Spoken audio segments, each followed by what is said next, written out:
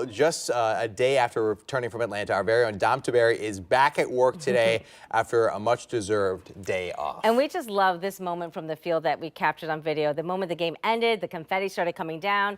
Take a look. It is raining confetti. The Buckeyes are national champions. Let the confetti rain.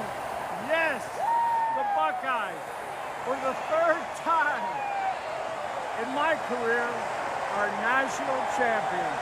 Wow. I think you might have still some confetti on you. All right, you're good.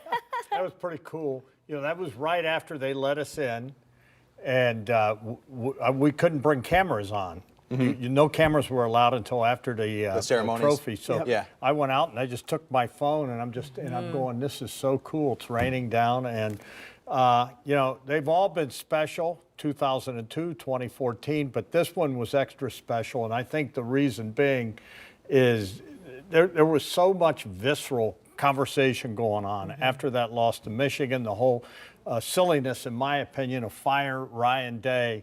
And, you know, I've known from day one, Ryan Day is a great coach. He's a great person. He's a great family man. And, you know, it makes me so happy. You know, this team could have gone south, you know, after losing to Michigan. Sure. Yep. And the seniors and Coach Day wouldn't allow that to happen. And this is a Hollywood movie, folks. I mean, you think about, this is the greatest four-game run in Ohio State history. When you think about, this team beat 7th-ranked Tennessee, they beat top-ranked Oregon, they beat 3rd-ranked Texas, and then they take care of 5th-ranked Notre Dame to win the national title. This is unprecedented, 16th game, and I just feel so happy for Coach Day and his family. And hopefully, instead of fire Ryan Day, we realize that this guy actually knows what he's doing and that his players, they love him. And at the end of the game, in the locker room, they always give out like a brick for what they gave Coach the brick. The team presented him with the brick. This is video.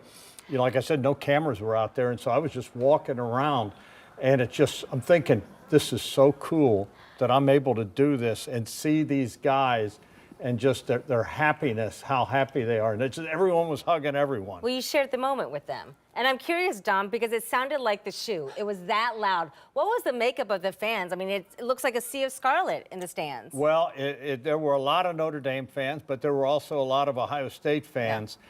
And it was wild when, you know, the loudest I heard it was there in the fourth quarter when they needed to get that first down, and Ryan Day and Chip Kelly called that gutsy call, and they threw the ball down the field to Jeremiah Smith, and that really was the end of the game. This was a special moment. Coach Day hugging his family, and now Ross Bjork right there. And, you know, you just feel good for that guy because, you know, it's not easy being the head coach at Ohio State. He makes a lot of money. A lot of pressure. But there's a lot of pressure, and it's been this way forever. Yeah. Sure. It goes back to Woody Hayes. They used to call this place the graveyard of coaches for a reason, because you didn't last too long here.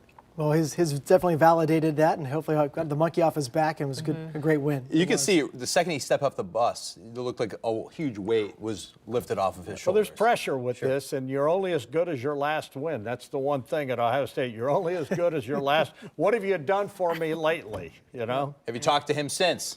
No, but I'll see him Sunday at the celebration, I'm sure. Okay.